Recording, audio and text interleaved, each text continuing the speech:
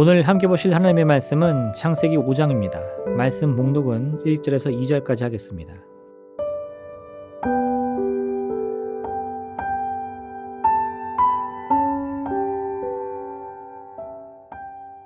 이것은 아담의 계보를 적은 책이니라.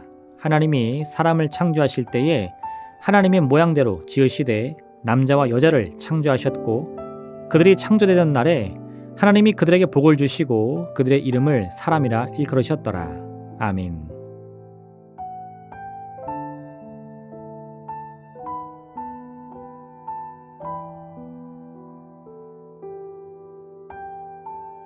창세기 5장은 3장과 4장으로 이어지는 계속되는 인류의 죄악된 모습, 그 이후에 계보를 통하여 인류의 삶을 응축적으로 설명해 줍니다.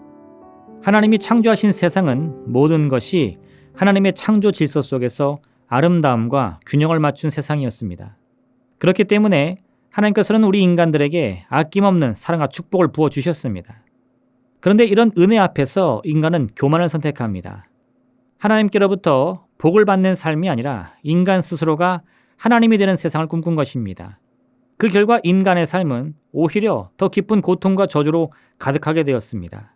인간의 운명은 우연히 혹은 정해진 운명에 따라서 복을 누리던 것이 아니라 하나님의 질서가 있었기에 그런 기쁨과 행복을 누릴 수 있었던 것입니다. 인간 스스로가 하나님을 배신하고 그 품을 떠나자 이제는 질서가 사라지고 또다시 혼돈과 공허가 우리 운명에 찾아오게 되었습니다. 성경은 그 모습을 가시덤불과 엉겅퀴로 설명합니다. 창조의 질서 속에서 모든 것은 균형을 이룹니다. 우리 옛말과 같이 콩을 심으면 콩이 나고 팥을 심으면 팥이 나는 것이 너무나 당연한 세상이었습니다. 그런데 혼돈과 공허가 찾아온 인생은 어떻습니까? 아무리 땀을 흘리고 노력을 하더라도 그 대가를 그대로 받을 수가 없습니다. 거짓과 불법이 판을 치면서 가진 자는 더 많이 갖게 되고 없는 자는 점점 더 어려운 삶을 살게 되는 것입니다. 힘이 있는 자는 불법을 저질러도 쉽게 용서가 되지만 없는 자는 아주 작은 흠집에도 비난과 멸시를 받게 됩니다. 이런 세상은 하나님이 창조하신 아름다운 창조 세계와는 거리가 먼 모습입니다.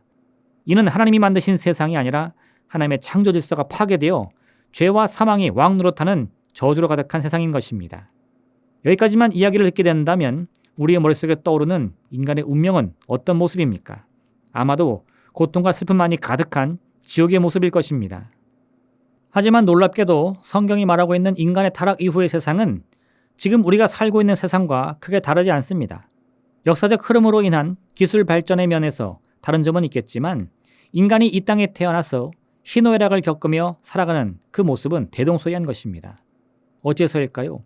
분명 하나님께서는 하나님이 먹지 말라 하신 그 열매를 먹으면 우리가 반드시 죽게 될 것이라고 하셨는데 또 아담과 하와가 죄를 범한 이후에는 그들의 운명이 끝없는 고통과 슬픔에 잠기게 될 것이라 하셨는데 지금 우리 인생은 때로는 힘들고 때로는 괴롭지만 그런 고통이 항상 끊임없이 찾아오는 것은 아니지 않습니까?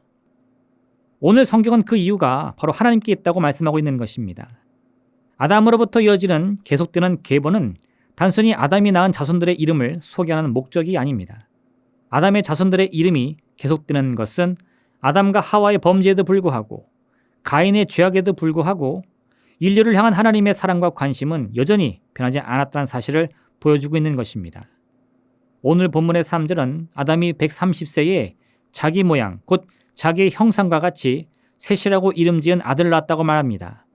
셋은 아버지 아담을 닮았습니다. 그럼 아담은 누구를 닮았습니까? 오늘 본문의 1절은 하나님이 하나님의 모양대로 사람을 창조하셨다고 말씀하고 있는 것입니다. 즉 셋이 물려받은 아담의 형상은 사실 하나님의 형상인 것입니다. 이 형상은 단순히 우리 눈과 코와 입의 모양을 뜻하지 않습니다.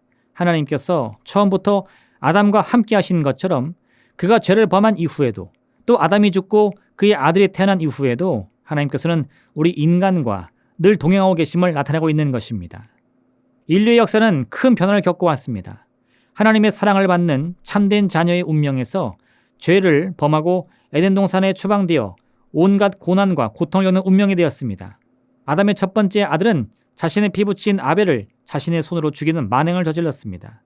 이로 인해 가인은 자신이 속한 가정으로부터 추방되었고 하나님이 주신 표가 아니었다면 평생을 떠돌아다니며 언제 남의 손에 죽임을 당할지 불안과 공포 속에 살아갈 수밖에 없는 저주받은 운명이 되었을 것입니다.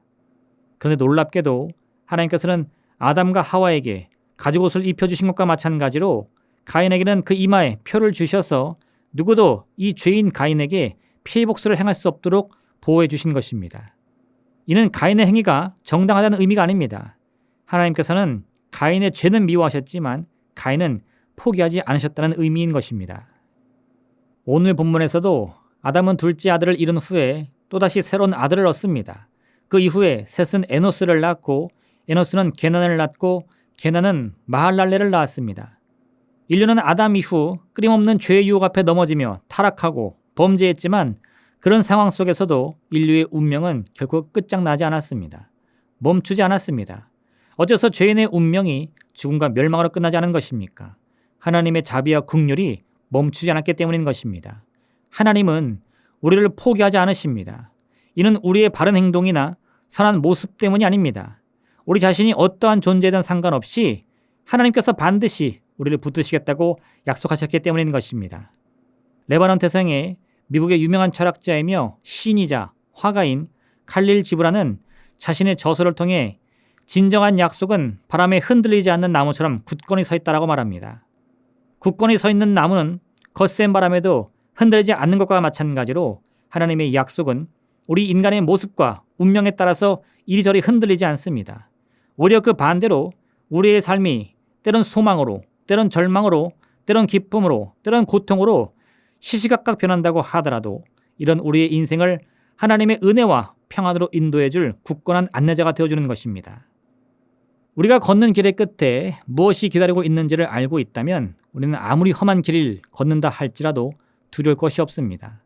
자신의 목적에 확신을 가지지 못할 때 두려움이 몰려오는 것입니다.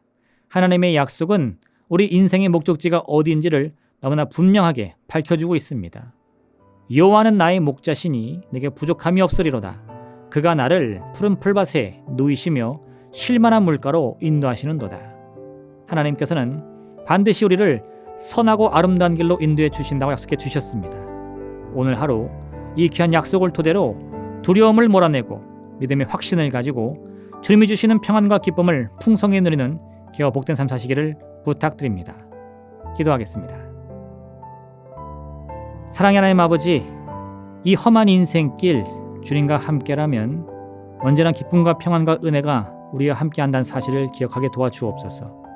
많은 죄와 유혹 앞에서 우리가 승리를 꿈꿀 수 있는 것은 주님께서 주시는 그 약속이 언제나 변하지 않기 때문인 것입니다. 그러므로 갈 길을 몰라 방황할 때, 앞을 보지 못해 이리저리 흔들리다 쓰러져 넘어질 때마다 다시금 주님의 말씀으로 돌아가게 하여 주옵소서. 그 말씀을 붙들고 더 나은 내일을 향한 믿음의 꿈을 꾸며 믿음의 결단을 내려서 모든 죄악의 모습들 떨쳐내고 두려움과 절망을 몰아내고 믿음의 소망과 기쁨을 통해서 주님만 찬양하며 예배하는 우리의 삶에 내게 허락하여 주옵소서. 예수님의 이름으로 기도합니다. 아멘. 하늘에 계신 우리 아버지, 아버지의 이름을 거룩하게 하시며 아버지의 나라가 오게 하시며 아버지의 뜻이 하늘에서와 같이 땅에서도 이루어지게 하소서. 오늘 우리에게 일용할 양식을 주시고 우리가 우리에게 잘못한 사람을 용서하여 준 것 같이 우리 죄를 용서하여 주시고 우리를 시험에 빠지지 않게 하시고 악에서 구하소서. 나라와 권능과 영광이 영원히 아버지의 것입니다. 아멘.